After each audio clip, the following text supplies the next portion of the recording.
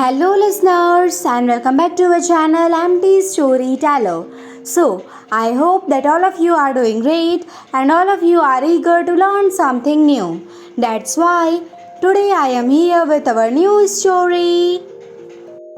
Name of the story is The Portrait of a Lady. This is a very interesting and moralful story written by Khushwant Singh. So before moving towards our story, if you like my voice or like this story, so please do subscribe to our channel. So now let's move towards it. My grandmother, like everybody's grandmother, was an old woman. She had been old and wrinkled for the 20 years that I had known her. People said that she had once been young and pretty and had even had a husband, but that was hard to believe. My grandfather's portrait hung above the mantelpiece in the drawing room. He wore a big turban and loose fitting clothes. His long white beard covered the best part of his chest, and he looked at least 100 years old. He did not look the sort of person who would have a wife or children. He looked as if he could only have lots and lots of grandchildren. As for my grandmother being young and pretty, the thought was almost revolting. She often told us of the games she used to play as a child that seemed quite absurd and undignified on her part, and we treated them like the fables of the prophets she used to tell us. She had always been short and fat and slightly bent. Her face was a crisscross of wrinkles, running from everywhere to everywhere. No, we were certain she had always been, as we had known her, old, so terribly old that she could not have grown older and had stayed at the same age for 20 years. She could never have been pretty, but she was always beautiful. She hobbled about the house in spotless white with one hand resting on her vest to balance her stoop and the other tallying the beads of her rosary. Her silver locks were scattered untidily over her pale, puckered face, and her lips constantly moved in inaudible prayers. Yes, she was beautiful. She was like the winter landscape in the mountains, an expanse of pure white serenity, breathing peace and contentment. My grandmother and I were good friends, so my parents left me with her when they went to live in the city, and we were constantly together.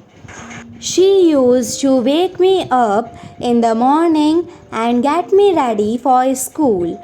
She said her morning prayer in a monotonous sing song while she bathed and dressed me in the hope that I would listen and get to know it by heart. I listened because I loved her voice but never bothered to learn it. Then she would fetch my wooden slate, which she had already washed and plastered with yellow chalk, a tiny earthen ink pot, and a red pen. Tie them all in a bundle and hand it to me. After a breakfast of a thick steel chapati with a little butter and sugar spread on it, we went to school. She carried several steel chapatis with her for the village dogs. My grandmother always went to school with me because the school was attached to the temple. The priest taught us the alphabet and the morning prayer, while the children sat in rows on either side of the veranda singing the alphabet or the prayer in chorus. My grandmother sat inside reading the scriptures. When we had both finished, we would walk back together. This time, the village dogs would meet us at the temple door. They followed us to our home, growling and fighting each other for the chapatis we threw to them. When my parents were comfortably settled in the city, they sent for us. That was a turning point in our friendship. Although we shared the same room, my grandmother no longer came to school with me. I used to go an English school in a motor bus. There were no dogs in the streets, and she took to feeding sparrows in the courtyard of our city house. As the years rolled by, we saw less of each other. For some time, she continued to wake me up and get me ready for school. When I came back, she would ask me what the teacher had taught me. I would tell her English words and little things of Western science and learning, the law of gravity, Archimedes' principle, the world being round, etc. This made her unhappy. She could not help me with my lessons. She did not believe in the things they taught at the English school and was distressed that there was no teaching about God and the scriptures.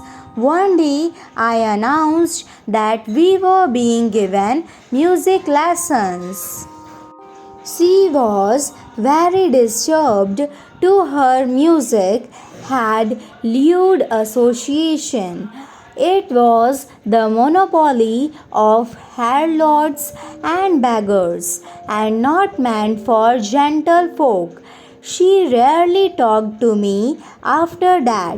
When I went up to university, I was given a room of my own. The common link of friendship was snapped. My grandmother accepted her seclusion with resignation.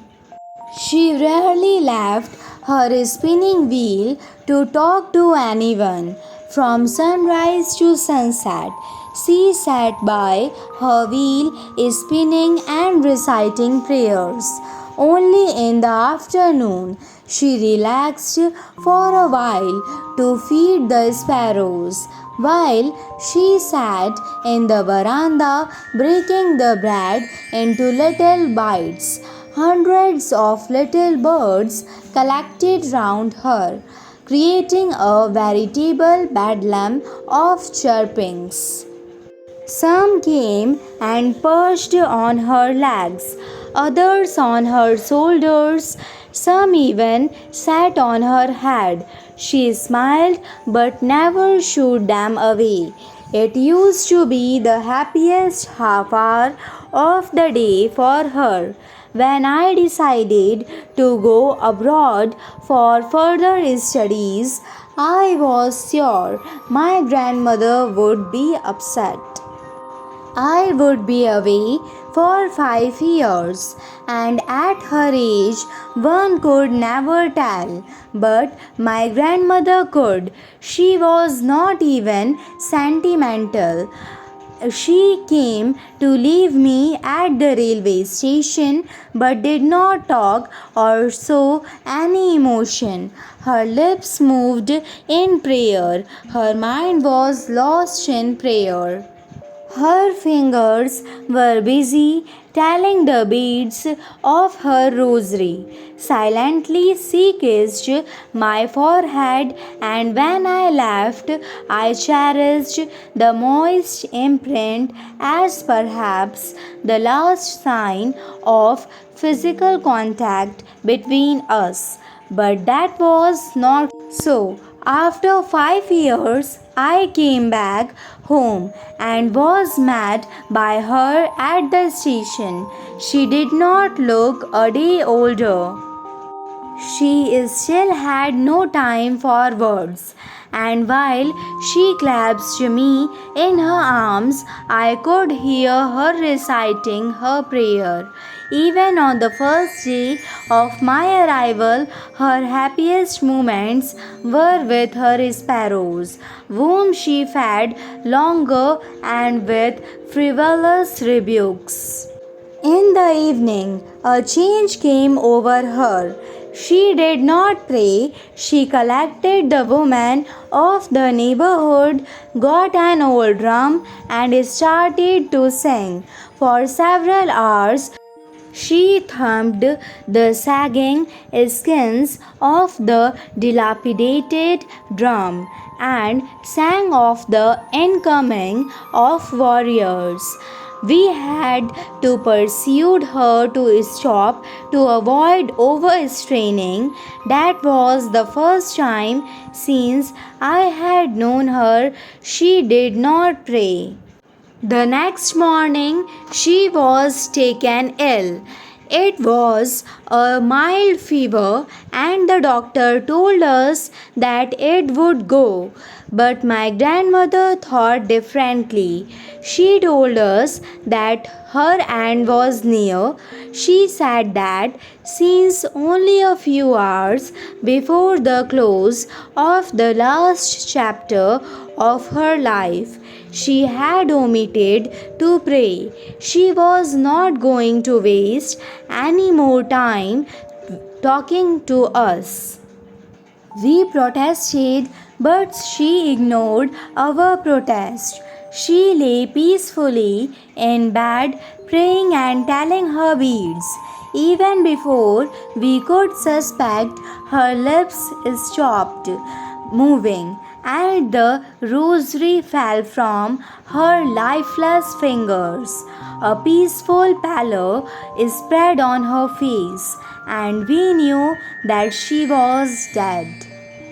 We lifted her off the bed and, as is customary, laid her on the ground and covered her with a red shroud.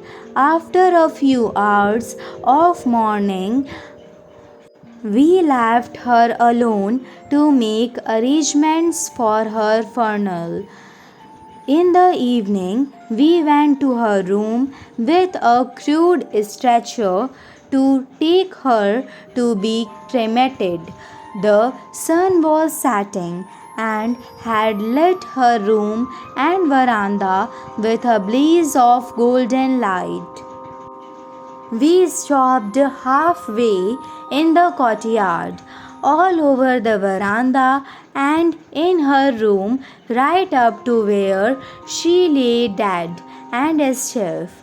Wrapped in the red shroud, thousands of sparrows sat scattered on the floor. There was no chirping. We felt sorry for the birds, and my mother fetched some bread for them. She broke it into little crumbs the way my grandmother used to and threw it to them. The sparrows took no notice of the bread when we carried my grandmother's corpse off. They flew away quietly. Next morning, the sweeper swept the bread crumbs into the dustbin. The end. At last, the moral of the story is that the grace and acceptance of the grandmother, that how gently she accepted every situation in her life. I hope that all of you like this story. So please do like, share, subscribe, and comment on our channel. Thanks for listening.